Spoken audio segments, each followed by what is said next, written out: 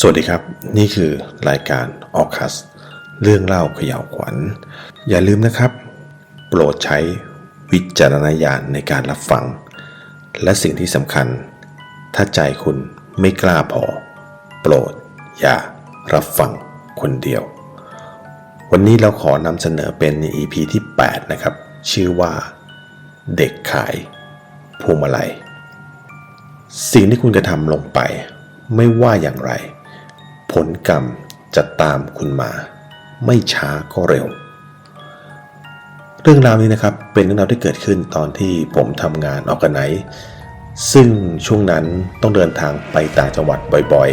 ๆและส่วนใหญ่นะครับก็ต้องเดินทางโดยรถตู้ของทีมงานและในทุกครั้งนะครับผมจะนั่งรถขนของคือมันเงียบนะครับผมไร้เสียงวุ่นวายมันทำให้ในระหว่างการเดินทางผมได้แอบหลับได้อย่างสนิทจริงๆเลยเรื่องมันก็เริ่มขึ้นตรงนี้แหละครับวันนั้นจุดมุ่งหมายของเราคือจะไปที่บุรีรัมย์406 โลใช้เวลา6 ชั่วโมงกว่าผมสนิทกับคนขับมากๆนะครับที่ชื่อพี่ลงแกเป็นมือวางอันดับหนึ่งของรถตู้เลยขับรถดีรู้เส้นทางของไม่หายตรงเวลาสโลแกนสุดยอดครับบริษัทเรียกใช้บริการของแกบ่อยๆนะครับจนคนทั่วๆไปที่เขาอยู่ภายนอกเขาคิดว่าพี่ลงเป็นคนของบริษัทไปแล้ววันนั้นเราต้องออกเดินทางกันประมาณ3 ทุ่มกว่าจะถึงที่นั่นก็ประมาณน่าจะประมาณตี 4หรือไม่ก็ช่วงเช้ามืดนะครับผมเราจะได้ขนของและจัดงานได้ตรงเวลาคือเริ่มต้นกันแต่เช้าเลยผมเริ่มต้นการเดินทางด้วยการหลับผมบอกเลยแล้วผมก็รู้สึกตัวอีกทีตอนที่จอดพักซึ่งผมตื่นขึ้นมาพร้อมกับมันมีกลิ่นดอกไม้แห้งๆแต่ไม่เหม็นนะผมก็มองไปรอบๆเห็นพวงมาลัยที่แขวนอยู่ตรงกระจก2 หลังที่คนขับรถเขาชอบห้อยกันเพื่อไหว้พระไหว้แม่ย่านางอะไรอย่างเงี้ยครับผมมันแห้งกรอบซึ่งก็ไม่คิดอะไรมากนะครับแต่ก็ลงไปบอกพี่ลงว่าพวงมาลัยที่แขวนอยู่ผมว่ามันเก่านะพี่แล้วมันมีกลิ่นเหม็นคือรถตู้มันปิดแอร์นะครับเราก็จะได้กลิ่นอับที่อยู่ในรถใช่ไหมครับมันก็กลิ่นดอกไม้เนี่ยมันก็เหม็นพี่ลงก็บอกว่าได้ครับเดี๋ยวเอาออกแล้วเดี๋ยว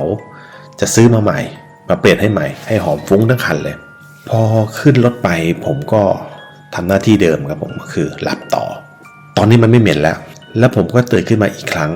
พอได้ยินเสียงพี่ลงแกบ่นว่าดูสิเรียกแล้วก็ไม่มาพร้อมกับบีบแต่เบาๆเรียกเหมือนเรียกใครบางคนแป้นๆอย่างเงี้ยซึ่งผมก็ลุกขึ้นมองดูรอบๆแต่มันก็ไม่เห็นใครนะครับผมทั้งงงและเริ่มรู้สึกแบบวิวๆไปพร้อมๆกันคือมันดึกพี่แล้วอยู่ดีแบบมีคนมาบีบแต่แล้วบอกมองเห็นใครสักคนแล้วก็แบบว่าไม่มีคนนั้นในจังหวะนั้นก็เป็นไฟเขียวนะครับรถพี่ลงก็ออกคือเราก็ออกเดินทางกันตามปกติตอนนี้ผมตาค้างแล้วสิก็คือมันรู้สึกขนลุกมันวิวแล้วผมก็เลยหยิบคอมขึ้นมาทำงานดีกว่าจะได้นั่งเป็นเพื่อนแกอะไรประมาณเนี้ยจังหวะที่ผมเอื้อมไปหยิบคือกระเป๋าเป้อยู่ข้างหลังนะครับผมก็เอื้อมไปหยิบจังหวะนั้นนะครับผมแบบรู้สึกปวดหัวจี๊ดขึ้นมาทันทีอันนี้แรงปวดหัวแรงมากเลยอยู่ดีแบบมันปวดแบบปึ๊ดขึ้นมาเลยทั้ง2 ข้างเลยแล้วอยู่ดีภาพนับร้อยภาพมันวิ่งเข้ามาในหัวจังหวะที่ผมกำลังนั่งอยู่มันวิ่งเข้ามาในหัวอย่างเร็วมากเลยมาแบบเยอะจนแบบผมจำไม่ได้เลยคือจำไม่หวัดไม่ไหวซึ่งพอผมกลับมานั่งท่าเดิมผมจำได้เพียง2 ภาพเท่านั้นเองภาพแรกเป็นภาพเด็กผู้หญิงอายุน่าจะประมาณสัก9 ขวบใส่เสื้อยืดคอกลมสีส้มกางเกงสีน้ำเงินในมือถือท่อ PVC แบบที่เด็กพวงมาลัยเขาขายของนะครับห้อยพวงมาลัยอยู่เต็มเลยสิ่งที่เห็นได้ชัดเจนคือใบหน้าส่วนหัวด้านขวามันเหมือนถูกรถทับกะโหลกมันเปิดออกนะครับเห็นสมองหนังศีรษะเปิดออกมาจากด้านหน้าห้อยย้อยลงมาถึงคางคือมันเปิดให้เห็นแบบเนื้อสดที่เบ้าตาเห็นดวงตาข้างขวาแบบระเบิดแล้วก็ห้อยลงมาบริเวณกรามขวาแตกละเอียดผมพยายามนึกภาพที่เห็นอื่นๆอีกแ แต่มันสับสนไปหมดอ่ะผมไม่สามารถที่จะเรียบเรียงเรื่องราวอะไรได้เลยผมพยายามหลับตานะครับพยายามหลับตาแล้วก็ทบทวนความจำหลับตาไปหลับตามามันก็ยังนึกไม่ออกอ่ะมันภาพทุกอย่างมันสับสนไปหมดสักพักก็หลับไปเลยแล้วผมก็ได้ยินเสียงพี่ลงขึ้นอีกพร้อมกับเสียงบีบแต่เบาๆอีกครั้งมันเหมือนแดจาวูอ่ะผมตกใจนะครับผมรีบลุกขึ้นมาดูเหมือนเดิมแล้วก็มองดูรอบๆอย่างเร็วเลยแต่แล้วมันก็เหมือนเดิมอ่ะนี่มันแดจาวูชัดๆเลยพอผ่านแยกไปผมก็คิดว่าผมควรที่จะทำอะไรสักอย่างหนึ่งการที่พี่ลงเห็นคนเดียวหรือการเห็นผีเห็นวิญญาณในทุกศาสตร์ที่เกี่ยวกับสิ่งลี้ลับมันถือว่าเป็นเรื่องที่ไม่ดีเลยคือไหนๆก็งีบไม่ลงแล้วผมก็เลยถามแกตรงๆว่าไอ้ที่เห็นเด็กขายพวงมาลัยลักษณะเป็นยังไงพี่ลงแกก็นิ่งไปสักพักหนึ่งแล้วก็ตอบว่าก็เป็นเด็กไม่รู้ว่าเป็นผู้หญิงหรือผู้ชายรู้แค่ว่าใส่เสื้อสีส้มผมก็เลยถามให้ชัดๆไปเลยว่าที่เห็นเสื้อสีส้มแยกแรกหรือว่าแยกที่2คราวนี้พี่ลงแกสีหน้าเปลี่ยนเลยดูเครียดขึ้นมาทันทีเห็นได้ชัดเลยครับและสิ่งที่สำคัญคือผมไม่ได้รับคำตอบในเรื่องนี้แต่สังเกตดูจากสีหน้าพี่แกได้หน้าแกเสียยังไงก็ไม่รู้ผมก็ไม่อยากจะเซาซีก็เลยเปลี่ยนเรื่องคุยนั่งเป็นเพื่อนกับพี่ลมไปไหนๆก็นอนไม่หลับแล้วนะครับพี่แกขับรถไปได้สักพักหนึ่งร้องเสียงหลงขึ้นมาทันทีรถวิ่งเป๋แบบไม่เป็นท่าเลยเหยียบเบรกลากยาวเป็นทางเลยดีนะที่มันไม่มีรถตามมานะครับผมก็ตกใจสติหลุดเลยหันไปมองที่หน้าพี่แกพี่ลงแบบคือหน้าแกตอนนั้นพี่ลงแกหน้าทั้งซีดเหงื่อแตกพักตาค้างแกอ้าปากค้างมือกำพวงมาลัยแน่นเลยยังเกร็งอยู่ทั้งตัวเลยผมจับที่ไหล่พี่ลงเรียกชื่อแกเสียงลั่นรถเลยครับพร้อมกับเขย่าเรียกสติแกเหมือนกับพี่นรงค์แกหยุดหายใจไปหลายวิเลยแล้วพี่ก็ตอบผมมาว่าโอเคพี่ว่าเราพักกันสักแป๊บนะพอดีข้างหน้ามันมีปั๊มนะครับพอพี่ลงถึงปั๊มปุ๊บแกก็หายเข้าห้องน้ำไปนานพอสมควรพอพี่ลงกลับมาผมก็ถามตรงๆเลยมันเกิดอะไรขึ้นพี่เขาก็นิ่งไปพักหนึ่งจากนั้นก็เล่าเหตุการณ์ที่เกิดขึ้นมาด้วยน้ำเสียงแบบกลัวสุดๆเสียงสั่นพี่ลงเขาเล่าว่าหลังจากที่ผมถามว่าเด็กขายพวงมาลัยที่เห็นคนแรกกับคนที่2ลักษณะเป็นอย่างไรนั่นเป็นแวบแรกที่พี่เขาคิดว่ามันเป็นคนเดียวกันยืนอยู่ตรงจุดเดียวกันต่างกันที่ระยะทางเพราะว่าระยะทางระหว่างคนแรก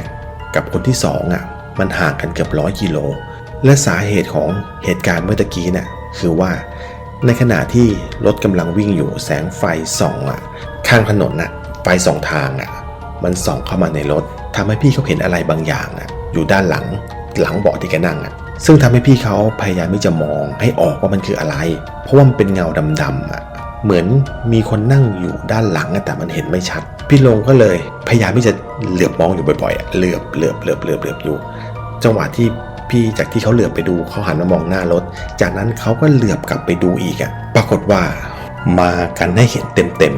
พี่ลงบอกว่าที่เห็นเป็นเด็กแน่ๆสภาพเนี่ยนะถูกรถทับหัวชัดๆหน้าเละไปครึ่งชุ่มไปด้วยเลือดทั้งหน้าเลยแล้วก็ยื่นพวงมาลัยดอกมะลิมาให้แกพี่ลุงบอกว่าขับรถมาตั้งแต่หนุ่มยันแก่ไม่เคยเจอเรื่องอย่างนี้มาก่อนเลยผมได้ฟังแล้วถึงกับนิ่งไปเหมือนกันครับพี่เพราะว่าตอนนั้น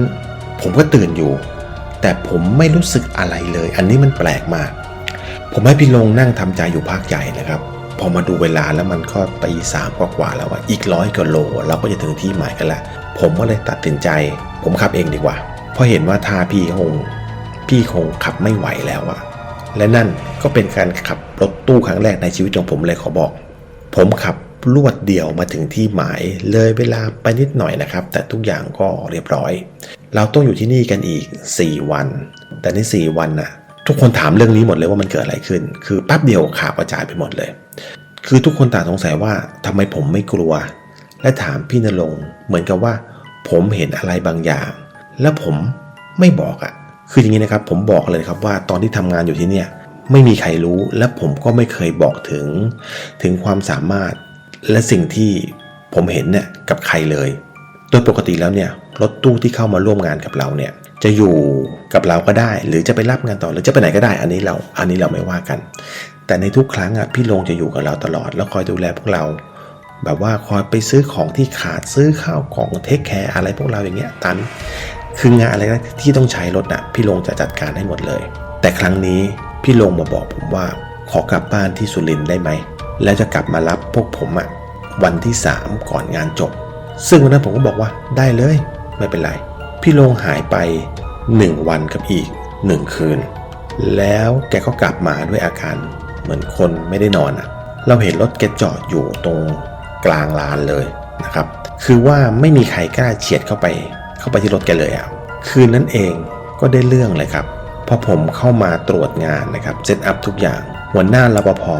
ก็ขอคือพูดง่ายๆคือว่าหัวหน้ารปภเข้ามาขอผมครับและเล่าเรื่องนี้ให้ฟังก่อนเล่าผมอธิบายนิดนึงนะครับคือผมมาถึงเนี่ยตอนเช้านะเป็นวันแรกคืนแรกผ่านไปด้วยดีคืนวันที่2พี่ลงกลับมาเอารถตู้มาจอดอย่างที่เห็นตอนพี่เข้ามามันประมาณ1:00เป็นช่วงเปลี่ยนกะพอดีซึ่งในเวรกะนั้นนะครับจะมีรปภทั้งหมด7คนซึ่งทั้ง7คนโดนผีหลอกพร้อมกันผมร้องฮือเสียงลั่นขึ้นมาลั่นห้องเลยครับคือเรื่องมันมีอยู่ว่าพอรถพี่ลงขับผ่านไปแล้วนะครับพี่รปภคนที่เล่าเนี่ยก็เดินออกมาปิดประตูเห็นเด็กขายพวงมาลัยยืนอยู่ตรงหน้าประตูในจังหวะที่กำลังจะปิดคือจังหวะที่ประตูมันกำลังจะปิดสนิทเขาก็ตกใจเหมือนกันสภาพที่เห็นนะครับเป็นเด็กปกติครับพี่เป็นเด็กปกติที่แปลกคือแถวนั้นไม่เคยมีเด็กขายพวงมาลัยมาก่อนพี่เขาก็เลยเดินออกไปคุยด้วยก็สงสารก็เลยซื้อพวงมาลัย4 พวงกะว่าจะเอาไปไหว้พระภูมิพอซื้อเสร็จก็เดินเข้าไปในห้องออฟฟิศของเขาครับผมที่อยู่ด้านหน้าประตูทางเข้าเพื่อนรปภก็เห็นนะครับผมว่าซื้ออะไรมาก็เลยถามว่าถุงอะไรพี่เขาบอกพวงมาลัยไงเพื่อนก็บอกว่าทำไมสภาพเป็นอย่างนั้นล่ะเขาก้มลงไปดูที่ถุงพอหยิบขึ้นมามันกลายเป็นพวงมาลัยแห้งๆเน่าๆ4 พวงอยู่ในถุงพลาสติกแบบสกปรกมากพี่รปภก็ตกใจนะครับผมงงแบบตกใจปนงงยังไงก็ไม่รู้ทุกคนต่างคิดว่าพี่เขาโดนเด็กหลอกแน่ๆเลยพี่ก็บอกไม่เป็นไรเดี๋ยวเปิดกล้องหาตัวแพนกล้องให้ทั่วพอแพนไปได้สักพักหนึ่งเห็นเด็กเขาเริ่มมั่นใจว่านั่นเป็นเด็กผู้หญิงวิ่งเข้าไปตรงลานจอดมุ่งหน้าตรงเข้าไปตรงที่พวกผมจัดงานรปภทั้ง4 คนนะครับรวมทั้งคนที่เจอคนแรกเลยวิ่งตามออกไปหาเด็กคนนั้นแล้วบอกให้เพื่อนที่ออฟฟิศแพนกล้องหาตัวต่อไปในโซนต่างๆอีก3 คนก็เลยประจำที่แพนกล้องมองหาเด็กหญิงขายพวงมาลัยคนนั้นแพนไปแพนมาทั้ง3 คนร้องลั่นแบบห้องแทบแตกเลยครับเพราะทั้ง3 คนเห็นภาพเดียวกันมันเป็นภาพของเด็กผู้หญิงคนนั้นนะครับเอาหน้าจ่อที่กล้องเลยส่วนหัวด้านขวามันเละเหมือนถูกรถทับกระโหลกเปิดจนเห็นสมองหนังศีรษะเปิดออกแล้วมันก็ฉีกลงมาด้านหน้าห้อยย้อยลงมาเปิดให้เห็นเนื้อสดๆเลยที่เบ้าตาข้างขวาแตกละเอียดแล้วห้อยออกมาจากเบ้าทั้ง3 คนเนี่ยเห็นพร้อมๆกันแต่กล้องเนี่ยมันอยู่กันคนละจุดคนละโซนมันจะเป็นอย่างอื่นไปไม่ได้ตัดมาอีก4 คนวิ่งหาจนทั่วแต่ก็หาไม่เจอทั้ง4 คนก็เลยมารวมตัวกันตรงลานจอดนะครับผมรปภคนแรกที่เจอน้องเขาเหลือบไปเห็นเด็กขายพวงมาลัยคนนั้นวิ่งไปทางรถตู้ของพี่ลงพวกเขาก็เลยวิ่งตามมาทั้ง4 คนเลยปรากฏว่าเด็กหญิงคนนั้นวิ่งพุ่งหายเข้าไปในรถตู้แต่ทั้ง4 คนก็ไม่ค่อยมั่นใจเท่าไหร่นะครับเพราะว่าในลานจอดมันค่อนข้างที่จะมืดคิดว่าเด็กคงจะแอบอยู่บนรถตู้แน่ๆเลยก็เลยเคาะประตูดูว่ามีคนอยู่ข้างในหรือเปล่าแต่พี่ลงนะครับเขาไม่ได้นอนในรถคือพี่เขามักจะเข้าไปนอนอยู่ข้างในนะครับผมบริเวณที่เราทำงานกันอยู่และที่สำคัญพี่เขาไม่ล็อกเพราะว่าพี่รปภเขาลองจับตรงที่ประตูแล้วเปิดมันออกมาได้และเขาก็ได้พบกับสิ่งที่เขาค้นหาครับเด็กผู้หญิงขายพวงมาลัยนั่งอยู่ตรงเบาะหน้าในเงาที่มืดสนิทเห็นเพียงลางๆเท่านั้นนะครับไฟฉาย4 กระบอกสาดแสงเข้าไปเพื่อให้เห็นภาพได้อย่างชัดเจนแต่ผมว่ามันเป็นภาพที่เขาทั้ง4 คนต้องไม่อยากเห็นแน่ๆเพราะทั้ง4 คนแบบว่า ภาพเด็กผู้หญิงที่ขายพวงมาลัยคนนั้นสภาพหัวเนี่ยเละไปข้างหนึ่งค่อยๆหันหน้ามาให้เห็นใบหน้าที่เละอีกครึ่งซีกและมันฉ่ำเยิ้มไปด้วยเลือดและน้ำหนองเธอหันมาพร้อมกับอ้าปากแต่ว่ากรามล่างของเธอหลุดออกแล้วหล่นลงมากับพื้นทีนี้ทั้ง4คนแหละครับผมวิ่งกันไปคนละทิศคนละทางหาทางไปไม่ถูกจนในที่สุดก็ไปรวมตัวกันที่ออฟฟิศที่อยู่หน้าป้อมและรอเวลาให้ผ่านไปเพื่อที่จะมาเล่าให้ผมฟังซึ่งผมขอบอกเลยว่าผมช็อกครับช็อกไปเลยฟังและอึ้งปากอ้าปากค้างเลยแต่ว่าความช็อก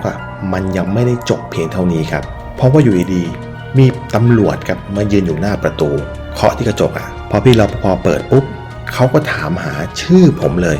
สรุปว่าเขามาเรื่องของบริษัทครับคือมีคนของบริษัทเราถูกรถบรรทุกชนเสียชีวิตเมื่อเช้ามืดวันนี้ชื่อนายณรงค์ผมบอกเลยว่าผมทำอะไรไม่ถูกเลยผมได้แต่ตามพี่ตำรวจไปที่สน.ก่อนเพื่อไปทำเอกสารในการรับศพที่ว่าช็อกในช็อกก็ไม่เท่ากับพีคสุดๆในจุดนี้คือก่อนหน้าที่ผมจะมารับเอกสารเพื่อนำศพออกตำรวจเชิญผมเข้าไปคุยในห้องสอบสวนเพื่อคุยเป็นการส่วนตัวแล้วตำรวจก็เอาแฟ้มคดีที่หนาพอสมควรมาวางตรงหน้ายื่นแบบเหมือนกับยื่นให้ผมผมก็เปิดออกดูภาพแรกที่เห็นเป็นภาพของเด็กผู้หญิงใส่เสื้อสีขาวแต่หน้าตามันตรงกับเด็กที่ผมเห็นจริงๆผมขนลุกสู้แล้วผมทำอะไรไม่ถูกเลยผมยังงงอยู่เลยว่ามันเกิดอะไรขึ้นอะไรยังไงตำรวจก็เลยบอกกับผมว่าพี่ลงเป็นผู้ต้องหาหนีคดีหมายจับชนแล้วหนีเมื่อ6 เดือนก่อนและพี่เขาก็ไม่ได้ชื่อนี้เขาเปลี่ยนชื่อเปลี่ยนเอกสารทางราชการทุกอย่างเลยผมเนี่ยคือมันพีคแบบสุดๆและแต่มันก็ยังมีพีคในพีคอีกนะครับคือเราเรียกใช้บริการพี่ลงมาประมาณเกือบ6 เดือนแล้วที่เราออกมาทัวร์ต่างจังหวัดกันตัวที่เราไม่รู้จักเขาเลยเราไม่รู้เลยว่าเขาเปลี่ยนชื่อหรืออะไรมาเลยก่อนผมจะลุกออกมาคุณตำรวจยังบอกข้อมูลสุดท้ายว่าเมื่อวานเนี่ยเป็นวันครบรอบการเกิดเหตุในครั้งนี้แล้วคุณจะให้ผมอธิบายเรื่องนี้อย่างไรครับก็จบไปนะครับผมสำหรับ EP นี้เด็กขายพวงมาลัยอย่าลืมนะครับถ้าถูกใจฝากกดไลค์กดแชร์กด Subscribe แล้วอย่าลืมกดกระดิ่งเพื่อติดตามสิ่งที่สำคัญนะครับถ้าใจคุณไม่กล้าพอโปรดอย่ารับฟังคนเดียวสวัสดีครับ